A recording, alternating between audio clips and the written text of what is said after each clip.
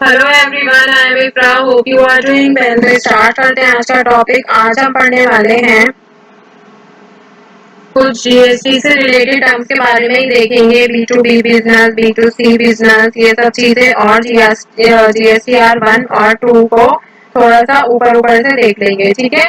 तो सबसे पहले हम अपने थ्योरेटिकल नोट्स पर आते हैं, एक बार यहाँ पर रिवाइज भी कर लेते हैं कि इससे पहले हमने क्या पढ़ा था। नील रेटेड गुड्स कौन से होते हैं जिन पर 0% जीएसटी लगता है और उन पर हम आईटीसी क्लेम नहीं कर सकते, मतलब इनपुट टैक्स क्रेडिट को क्लेम नहीं कर सकते।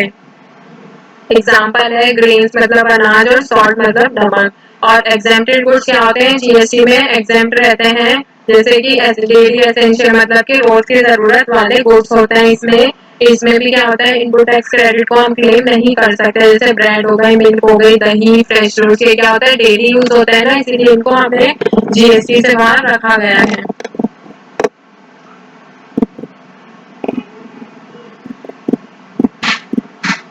तो अभी यहाँ पर लिखते हैं नेक्स्ट हेडिंग,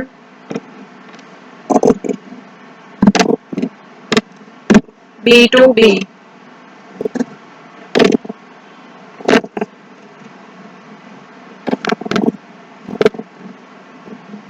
देखिए बी टू बी का मतलब क्या होता है, बी टू बी, बी का मतलब क्या होता है, इसमें बिजनेस टू बिजनेस, इसकी फुल फॉर्म क्या होती है, बिजनेस टू बिजनेस। अब हम यहाँ पे लिखते हैं ट्रांजैक्शन इसके आगे। तो बी टू बी का मतलब होता है जो बिजनेस टू बिजनेस ट्रांजेक्शन होती है, मतलब कि जैसे मोहन ट्रेडर्स है, वो अमित ट्रेडर से सामान खरीद रहा है, और जो अमित ट्रेडर्स है वो उससे खरीद रहा है। तो जो डील हो रही है वो किसके बीच में हो रही है, बिजनेस से बिजनेस के बीच में ही डील्स हो रही हैं। तो वो क्या होता है, बी टू बी बिजनेस होता है, ठीक है। आगे लिखते हैं इसको, in B to B business या फिर ट्रांजेक्शन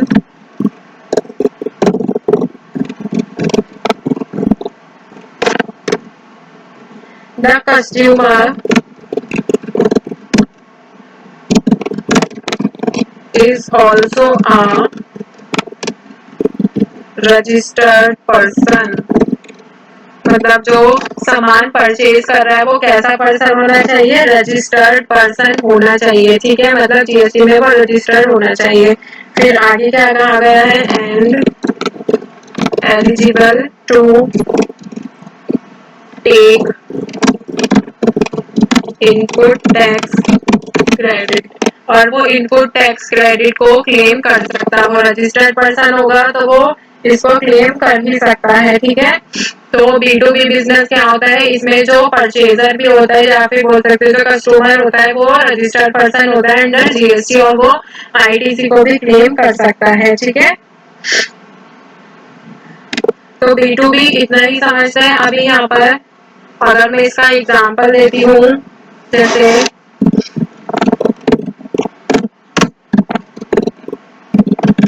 होलसेलर टू रिटेलर। देखिए होलसेलर ने, होलसेलर के पास सामान आया कहीं से, उससे किसने खरीदा, रिटेलर ने। रिटेलर कहाँ पे जाएगा, शॉप पर जाकर बेचेगा। तो वो बिजनेस टू बिजनेस ही वर्क हो रहा है यहाँ पर, ठीक है।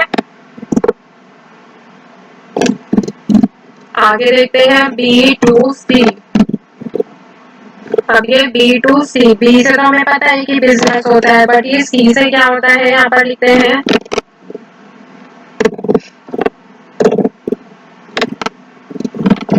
Business to consumer transaction. Business to consumer मतलब यहाँ पे डील किसके बीच में हो रही है, एक बिजनेस के बीच में, और दूसरा पर्सन, दूसरा कौन रहेगा यहाँ पर, कैटेगरी किसकी रहेगी, कंज्यूमर की। तो यहाँ पे कैसा काम हो रहा है, डील किसमें हो रही है, बिजनेस टू कंज्यूमर। यहाँ पे सारी ट्रांजेक्शन बिजनेस और कंज्यूमर के बीच में ही रहती है। तो इसको भी आगे लिखते हैं, शॉर्ट में लिख लेते हैं, B to C is a business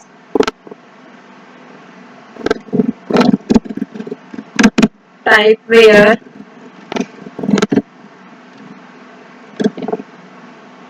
businesses, businessman लिखिएगा, बिजनेसेस प्रोवाइड सर्विसेज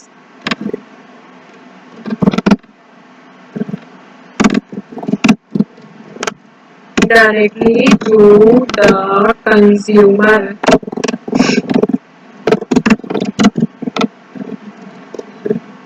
तो यहाँ पे डायरेक्टली सर्विस किसको दी जा रही है? कंज्यूमर को सर्विस दी जा रही है डायरेक्टली, ठीक है, विदाउट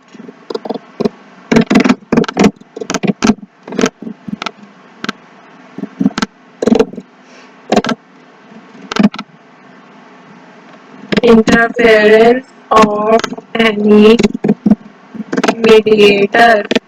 मीडिएटर के बिना ही यहाँ पर जो डील हो रही है वो डायरेक्ट एक बिजनेस है, जैसे मोहन ट्रेडर्स है, वो डायरेक्ट किसको बेच रहा है? रीना को बेच रहा है। तो यहाँ पे कंज्यूमर कौन है? रीना। बिजनेसमैन कौन है यहाँ पर? मोहन ट्रेडर बिजनेस है। तो बिजनेस से कंज्यूमर में जो डील हो रही है उसे क्या कहा जाता है? B2C मॉडल उसको कहा जाता है, ठीक है। तो आई होप आपको समझ आ गया होगा। जैसे अगर मैं इसका एग्जाम्पल देती हूँ, ABC traders to Rohan. Rohan कौन है यहाँ पर? कंज्यूमर है। नॉर्मल अनरजिस्टर्ड पर्सन है रोहन, ठीक है। तो आई होप ये चीज आपको क्लियर हो गई होंगी कि B2B बिजनेस क्या होता है, B2C बिजनेस क्या होता है। अब एक बार जल्दी से यहाँ पर एक शॉर्ट में देख लेते हैं, जो हम नेक्स्ट सेशन में कंटिन्यू करेंगे उसका ओवरव्यू कर लेते हैं। तो यहाँ पर लिखते हैं GSTR 1। तो देखिए GSTR की फुल फॉर्म क्या होती है? Goods and services return. जब भी हम कोई फाइल रिटर्न करते हैं अपनी ऑनलाइन तो वो क्या होता है? GSTR होता है, ठीक है। इस प्रोसेस को क्या कहा जाता है? ऑनलाइन फाइल रिटर्न करने को GSTR। तो इसमें GSTR 1 जो है ये किससे रिलेटेड होती है? It is related to outward supply.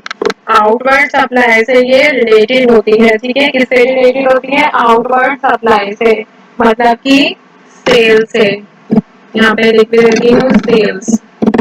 Outward supply क्या हो रहा है? जो हमारे बिजनेस से आउटवर्ड हो रहा है, बाहर जा रहा है, आउट हो रहा है, सेल हो रही है। तो यहाँ पे क्या है? GSTR 1 में क्या होता है? सेल से रिलेटेड हम इंफॉर्मेशन को फिल करते हैं। आगे लिखते हैं इसके पॉइंट्स अगर देखते हैं,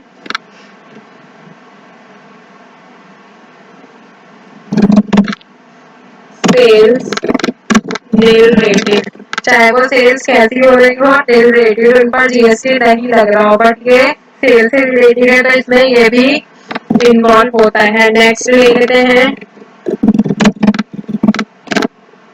सेल्स एग्जेम्प्टेड। सेल्स एग्जेम्प्टेड मतलब कि जितने भी हमारे प्रोडक्ट बेचे गए हैं और वो कैसे हैं? एग्जेम्प्टेड है, बट हम उनको किस में रखेंगे? GSTR 1 में ही वो इंक्लूड होते हैं, ठीक है। फिर नेक्स्ट लेते हैं यहाँ पर सेल्स रिटर्न। ये तो हमने टैली में भी कर रखा है, सेल्स रिटर्न प्रैक्टिकल करके देख रखा है इसके क्वेश्चंस। जैसे सेल रिटर्न क्या होता है कि आपने, जैसे आप मोहन ट्रेडर से आपने मुझे सामान बेचा और वहां पर मैंने आपको वो वापस कर दिया। आपकी जो सेल्स है वो किसी डिफेक्टिव चीज की वजह से या फिर किसी और रीजन से वो मैंने आपको वापस कर दी, तो आपकी जो सेल्स है वो रिटर्न आ गई है। तो आपको क्या इसमें किसमें रखना होगा? उसको GSTR 1 में ही रखेंगे सेल्स रिटर्न को। फिर नेक्स्ट क्या है यहाँ पर? Sales taxable. सेल्स टैक्सेबल से क्या मतलब है? इसमें जितने भी हमारे टैक्सेबल गुड्स होते हैं, जितने भी हमारी सेल हुई है और वो उस पर जितना भी टैक्स लगा है उन प्रोडक्ट पर, वो सब किस में रहेगा? सेल्स टैक्सेबल में आएगी, जितना भी हमारा आउटवर्ड हुआ है टैक्सेबल गुड्स का। तो आई होप ये चीजें आपको क्लियर हो गई होंगी। GSTR 1 में हमने यहाँ पर ओवरव्यू ले लिया है कि इसमें कैसे प्रोडक्ट्स को रखा जाता है। तो एक बार रिवाइज कर लेते हैं।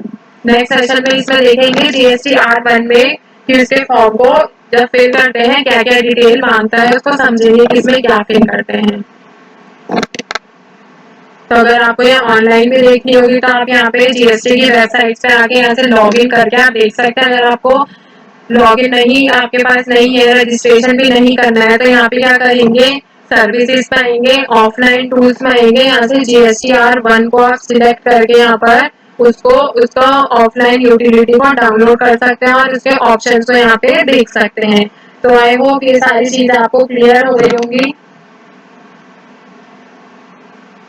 कि कैसे उसको रिटर्न को देखा जाता है, मतलब उसके ऑप्शंस को आप ऑफलाइन भी देख सकते हैं। ठीक है, इनमें से कोई भी आपको जिसको देखना होगा आप डाउनलोड करके चेक करके आप उसके फॉर्म के ऑप्शंस को देख सकते हैं। अगर आपको रजिस्ट्रेशन करना है तो रजिस्ट्रेशन करेंगे, यहाँ से ऑप्शन आ जाएगा। यहाँ पे रजिस्ट्रेशन पे मैं एंटर करती हूँ।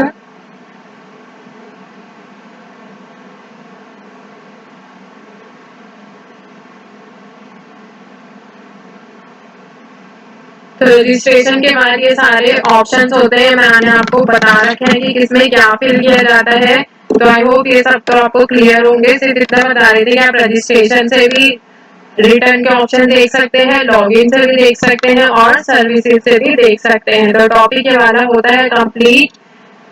मिलते हैं नेक्स्ट सेशन में। Stay tuned and thank you.